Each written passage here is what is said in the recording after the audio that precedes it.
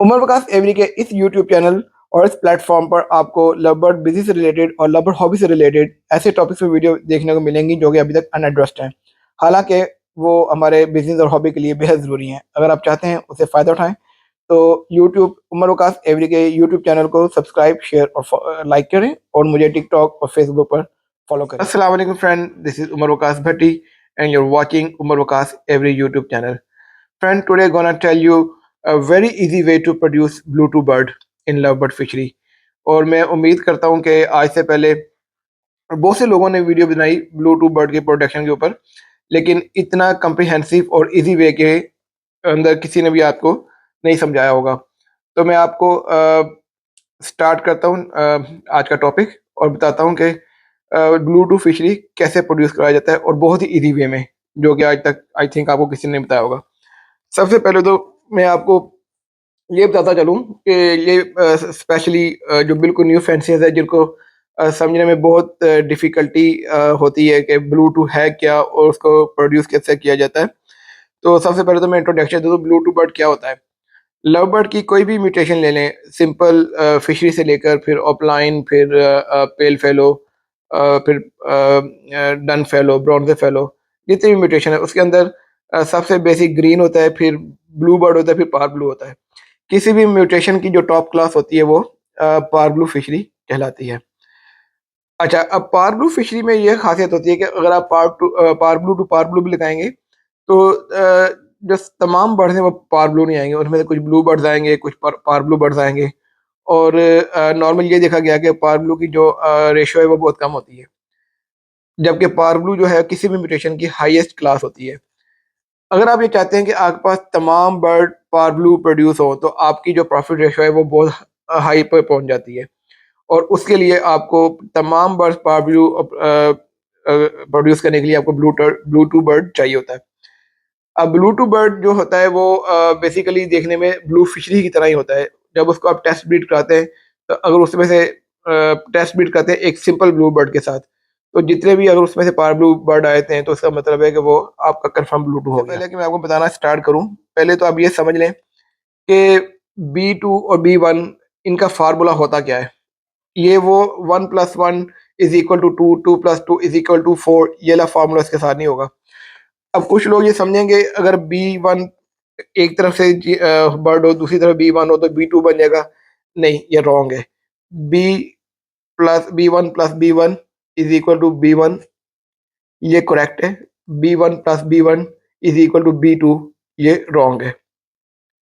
इसी तरह B two plus B two is equal to B four, ये भी रॉन्ग है।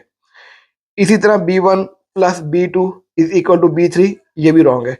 तो अब इसका करेक्ट फार्मूला क्या है? अगर एक तरफ से बी1 जीन आता है और दूसरी तरफ से बी1 जीन आता है तो B one plus B one is equal to B one होगा, ठीक है। और इसी तरह अगर एक तरफ से मेल फीमेल में से एक तरफ से बी1 जीन आता है और दूसरी तरफ से बी2 जीन आता है तो B one plus B two is equal to B one B two हो जाएगा।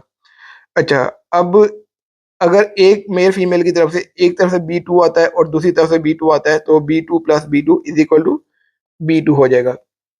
ये फ्रेंड मैं आपको ये फार्मूला बता रहा हूँ जो आज तक बहुत से लोगों ने इस पे वीडियो बनाई है, लेकिन इतना कम्प्रिहेंसिव वे में आपको किसी ने नहीं समझाया होगा। ये बिल्कुल आपको नर्सरी लेवल से प्रेप लेवल से जो कह सकते हैं ना, बिल्कुल उस लेवल से मैं स्टार्ट कर रहा हूँ आपको बता रहा।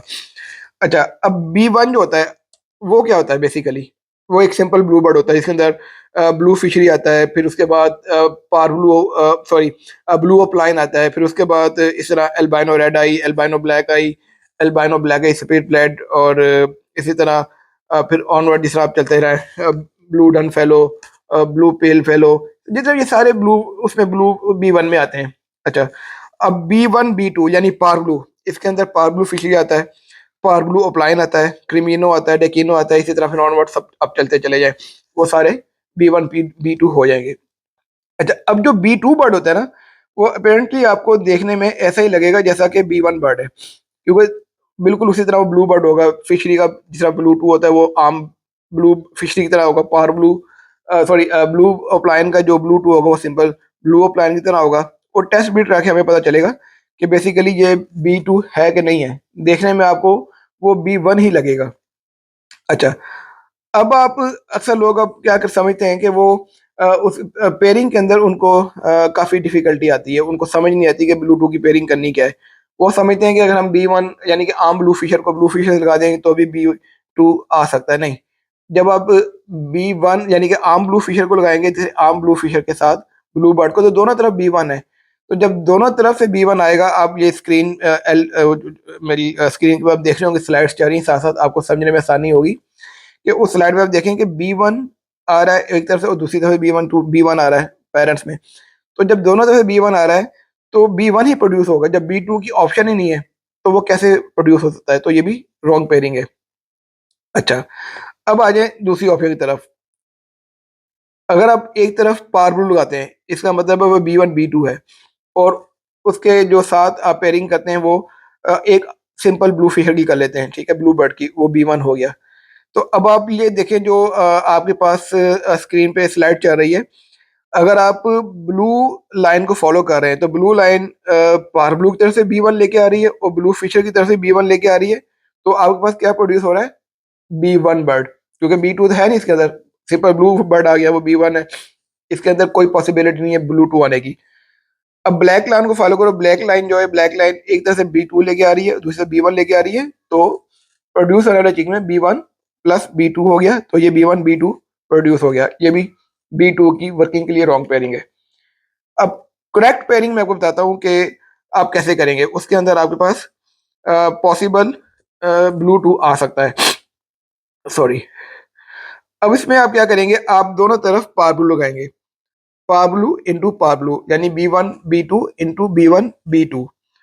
अब इसको अगर आप ब्लैक लाइन को फॉलो करें तो ब्लैक लाइन पेरेंट्स में से जो फादर है उसमें से बी1 को कैरी कर रही है और मदर में से बी1 को कैरी कर रही है।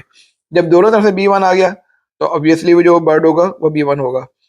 अच्छा, अब आप ब्लू लाइन को अगर फॉलो करें तो ब्लू लाइन जो है वो डैड में से बी1 को कैरी कर रही है और मॉम में से भी बी2 को कैरी कर रही है। तो ये बर्ड विजुअली पावर ब्लू आएगा, जिसका मतलब है कि ये बी1 और बी2 है। अच्छा, अगर आप इस स्लाइड में देखें तो जो रेड लाइन है वो बी2 लेके आ रही है डैड में से भी और मम में से बी2 को लेके आ रही है, कैरी कर रही है, तो ये भी ये ब्लू 2 बर्ड होगा। अच्छा, अब इस आप स्लाइड में देखें कि बी1 और बी2 दोनों सेम बर्ड है, तो आपको कैसे पता चलेगा कि ये बी1 है कि बी2 है? उसके लिए आप इसको टेस्ट ब्रीड करेंगे। अब टेस्ट ब्रीड आप कैसे करेंगे? अब इस स्लाइड में देखें कि एक तरफ आपने ब्लू बर्ड लगाया, जो आपको उसमें से आया है पिछली पेयरिंग में से, वो आप देख रहे होंगे उसके ऊपर blue is equal to B one और सॉरी बी और आगे क्वेश्चन मार्क है, यानी ये आपको कंफर्म नहीं है कि ब्लू 2 है कि नहीं है। और दूसरी तरफ जो है इसके साथ पेयरिंग हुई हुई है एक सिंपल ब्लू बर्ड की। अच्छा, अब इसका रिजल्ट क्या आया आपके पास? सिंपल ब्लू बर्ड आया। इसका मतलब ये है कि जो आपने टेस्ट बर्ड जो आपने लिया था, उसकी टेस्टिंग ब्रीड जो आपने की है, तो वो बी1 निकला, क्योंकि अगर वो बी2 होता तो आपने उसको बी1 के साथ लगाया था, तो बी1 बी2 मिलके पावर ब्लू प्रोड्यूस कर देते और ये कंफर्म हो जाता कि ये बर्ड बी2 है। लेकिन ऐसा नहीं हुआ, आपका जो रिजल्ट है वो बी1 आया, ब्लू बर्ड आया, तो ये प्रूव हो गया कि आपका जो टेस्टिंग बर्ड है वो कंफर्म ब्लू 2 नहीं निकला, वो बी1 है। अच्छा, अब दूसरी ऑप्शन की तरफ आ जाए। अब इस पेयरिंग में आप देखें कि एक तरफ आपने सिंपल ब्लू बर्ड लगाया और दूसरी तरफ फिर आपने जो power blue into power blue में से ब्लू बर्ड आया था, जो कि आपको कंफर्म करना है ब्लू 2 है कि नहीं, वो लगाया। अब इस रिजल्ट में क्या हुआ कि आपके पास पावर ब्लू आ गया। तो इसका मतलब ये है कि एक तो सिंपल बी1 था ब्लू फिशर, जबकि दूसरी तरफ वो टेस्ट ब्रीड वाला बर्ड था। तो अगर पावर ब्लू निकला है, इसका मतलब है कि वो बी2 आपका कंफर्म हो गया। क्योंकि देखें, सिंपल फिशर तो बी1 होता है, ठीक है, जो सिंपल ब्लू फिशर होता है।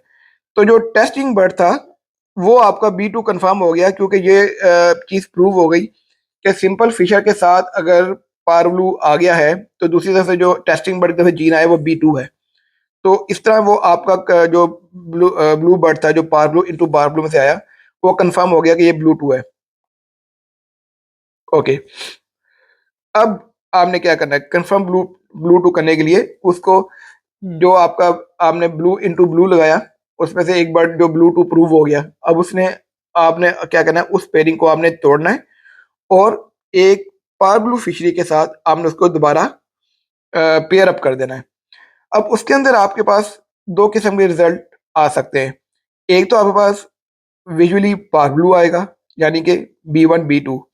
अब अगर उसमें अगर आप देखें, आप ब्लैक लाइन को फॉलो करें तो ब्लैक लाइन डैड में से B1 को कैरी कर रही है और दूसरी तरफ से वो B2 को कैरी कर रही है, तो B1 plus B2 is equal to B1 B2, यानी पावर ब्लू प्रोड्यूस हो गया।